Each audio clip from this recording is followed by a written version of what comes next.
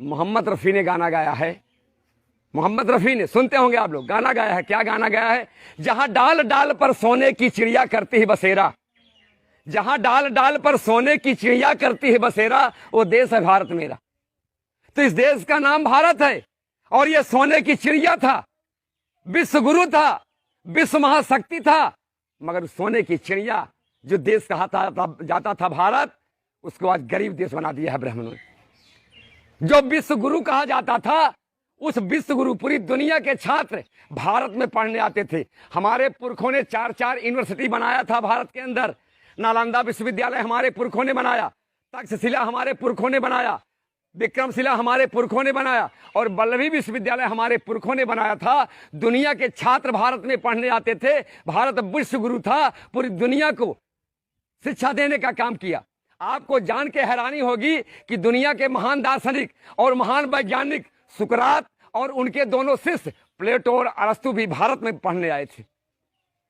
श्रीलंका के कुमार मंगलम भी भारत में पढ़ने आए थे, जो महाकवि कालिदास के मित्र हुआ करते थे और राजा के लड़के थे। इतना महान भारत था। उस महान भारत को ब्राह्मणों ने इस कदर पैदा कर दिया कि आज इस कदर बना दिया भारत को कि आज की तारीख में दुनिया की रिपोर्ट है, सबसे बड़ी सरकार की रिपोर्ट है। और आपके पूर्व राष्ट्रपति प्रणब मुखर्जी ने भी लिखा इस किताब में, एक किताब में लिखा कि दुनिया की 200 यूनिवर्सिटी में भारत का नाम ही नहीं। यह परिस्थिति आजाद भारत में किसने पैदा किया कि जो भारत विश्व गुरु था, उसका आज दुनिया के 200 यूनिवर्सिटी में भारत का नाम नहीं। जो भारत विश्व महाशक्ति था, आज उसकी सीमाएं सुरक्षित नहीं है। उधर चाइना चांपता है तो उधर पाकिस्तान डांटता है। पाकिस्तान को तो मुसलमान के नाम पर केवल भारत की तरफ थूक दे तो बवाल मच जाता है। वो मुसलमान तो हमारा भाई है, ये 100% सही है। मुसलमान हमारा भाई है, लेकिन ब्राह्मण नंबर 1 का दुश्मन है। आपको अधिकार बाबा साहब डॉक्टर अंबेडकर ने संविधान की धारा 340 में दिया बैकवर्ड को आरक्षण। आज आरक्षण का विरोध कौन करता है? मुसलमान करता है कि ब्राह्मण करता है? बताइए, कौन करता है? आपके आरक्षण का विरोध तो केवल ब्राह्मण करता है ना, तो ब्राह्मण दुश्मन हुआ कि मुसलमान दुश्मन हुआ?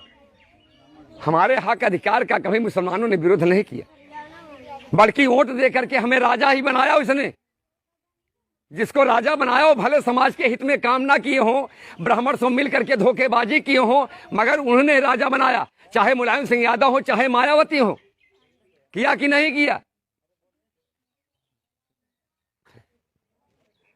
तो इस तरह से ब्राह्मण हमारा नंबर 1 का दुश्मन है। तो बहुजन मुक्ति आपके अंदर सामाजिक चेतना जागृत करने आए कि सामाजिक रूप से हमारे लोगों के अंदर चेतना पैदा हो। जो जातीय स्वाभिमान है इसको खत्म करो, वर्गीय चेतना पैदा करने हम आए हैं। इसलिए वर्गीय चेतना पैदा करने चाहते हैं कि आपको अधिकार किसी अहिर के रूप में नहीं मिला, किसी गलेरिया के नाम पर नहीं मिला, कुर्मी माली मुरारी के नाम पर नहीं मिला।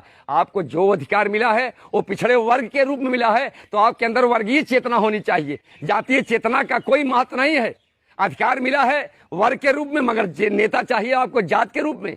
ये जाति का नेता चाहोगे तो जाति का नेता समाज का, जाति का सत्यानाश करता है।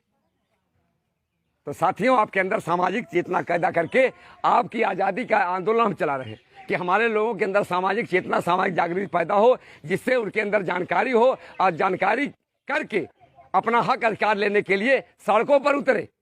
और आज़ादी का आंदोलन सब लोग नहीं चलाते, हम लोग घर बार छोड़ के निकले हैं। मैं भी पेशे से वकील हूँ, अच्छी खासी हमारे पास खेती बाड़ी है।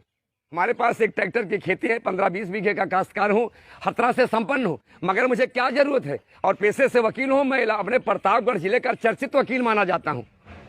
और चर्चित वकील ना होता तो आप जान लीजिए कि मैं 65 साल की आज़ादी बीत जाने के बाद भी कोई भी गलेरिया, कुर्मी की और चमारपासी प्रतापगढ़ वकीलों का प्रेसिडेंट नहीं हुआ था।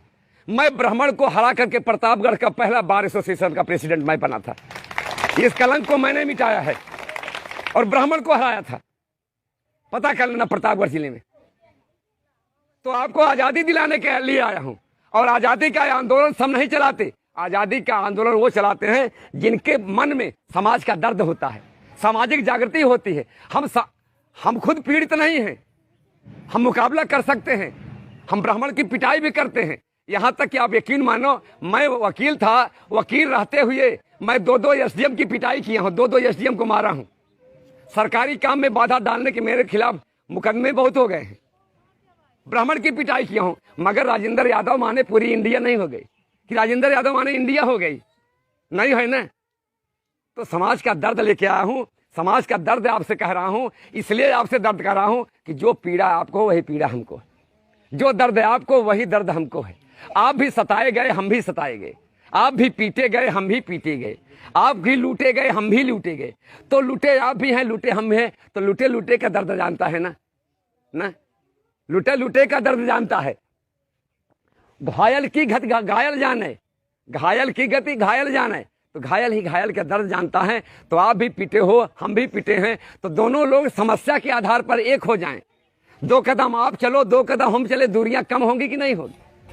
दूरियां कम होगी, जो दूरियां हैं वो कम होगी। हम लोग दोस्ती का हाथ बढ़ाएंगे, प्यार मोहब्बत का हाथ बढ़ाएंगे। तो आपसे मोहब्बत करने के लिए आया हूं, आप समाज का दर्द दूर करने का लिए आया हूं। इसलिए मैं चाहता हूं कि आपको आजाद करा करके आपको इस देश का मालिक बनाने आया हूं, कि हमारा जो ब्राह्मण राजा है, ब्राह्मण 3.5% का ब्राह्मण देश का मालिक बना हुआ है, और हमारे लोग उसका तलवा चाट रहे हैं। ये तलवा चाटने वाला, खुशामद करने वाला काम बंद करो। इसलिए आजाद करने आया हूं, समाज का दर्द लेके आया हूं। तो आजादी का आंदोलन सब नहीं चलाते, कौन चलाते हैं? जिनमें हिम्मत है वो कुदरत में दखल देते हैं, जिनमें हिम्मत है वो कुदरत में दखल देते हैं। राह में कांटे हों उसको भी मसल देते हैं। खौफ की दुनिया से बदलते नहीं राहें अपनी। अरे मर्द तो वो हैं जो जमाने को बदल देते हैं। आपने हमें सुना, इसके लिए बहुत बहुत शुक्रिया, बहुत धन्यवाद। जय भीम।